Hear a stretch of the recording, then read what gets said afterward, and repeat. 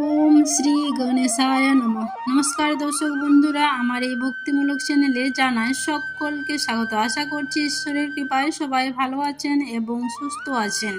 তো দর্শক বন্ধুরা, আজকের পর্বের বিষয় হলো 1431 বঙ্গাব্দে তথা 2000 সালের গণেশ চতুর্থী ব্রত কবে পালিত হচ্ছে এবং এদিন শ্রী গণেশ পূজার সর্বোত্তম শুভ মুহূর্ত কী রয়েছে সে ব্যাপারে বিস্তারিত তথ্য জানাবো। অনেকেই হয়তো জানেন না, শাস্ত্র মতে গণেশ চতুর্থীর দিন চন্দ্রদর্শন নিষিদ্ধ। তাই আজকের ভিডিওটিতে আমি আপনাদের গণেশ চতুর্থীর দিন চন্দ্রদর্শন কেন নিষিদ্ধ এবং এদিন পঞ্জিকা মতে চন্দ্রদর্শন নিষিদ্ধের সময়সূচি কী রয়েছে তাও জানাবো।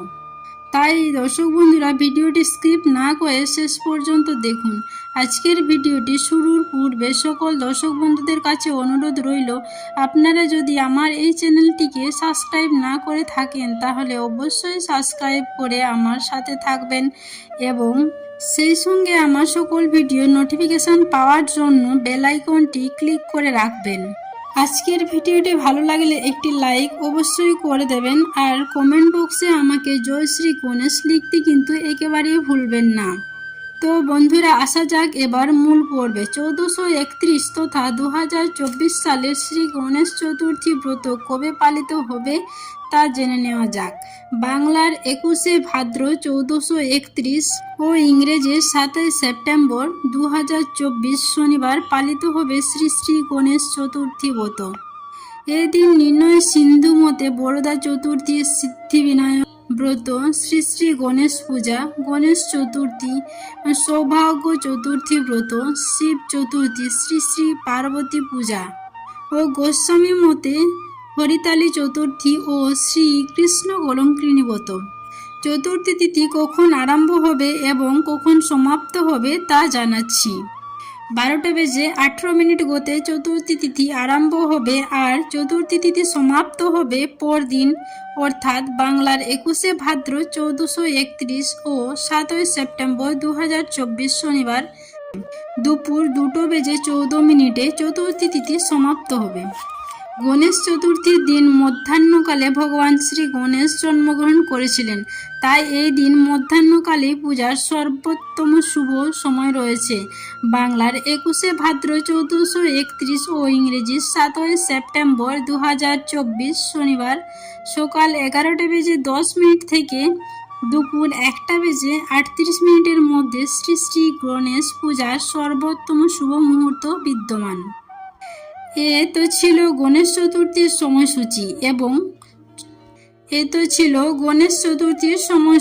এবার চলুন বন্ধুরা, গণেশ চতুর্থীর দিন চন্দ্র দর্শন নিষিদ্ধ কেন তা জেনে নেওয়া যাক। গণেশ চতুর্থীর দিন চন্দ্র দর্শন নিষিদ্ধ কেন তার পিছনে রয়েছে একটি ছোট্ট পৌরাণিক কাহিনী। পুরাণ মতে একবার চন্দ্রদেব ভগবান শ্রী গণেশের রূপ দেখে ঠাট্টা করায় গণেশ খুব ক্রুদ্ধ হয়ে চন্দ্রদেবকে প্রকাশবিহীন, মলিন ও কুরূপ হয়ে যাওয়ার অভিশাপ দিয়েছিলেন। তখন চন্দ্রদেব সহ সকল দেবগণ ভগবান শ্রী গণেশের কাছে ক্ষমা প্রার্থনা করে চন্দ্রদেবকে অভিশাপ মুক্ত করার প্রার্থনা জানিয়েছিলেন। তখন অসীম দয়াময় ভগবান শ্রী গণেশ চন্দ্রদেবকে অভিশাপ মুক্ত করে দিয়েছিলেন। এই কারণবশত পুরাকাল থেকেই গণেশ চতুর্থী দিন চন্দ্রদর্শন নিষিদ্ধ। মান্যতা রয়েছে যে ব্যক্তি এই দিন চন্দ্রদর্শন করেন তার ভাগ্যে মিথ্যা কলঙ্ক বা অপবাদ জোটে, তাই এই দিন চন্দ্রদর্শন করতে নেই।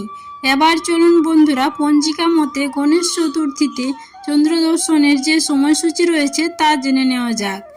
যেহেতু এবছর চতুর্থী তিথি 2 দিন ব্যাপী পড়েছে, তাই পঞ্জিকা মতে এই 2 দিন নির্দিষ্ট সময়ে চন্দ্রদর্শন করা যাবে না।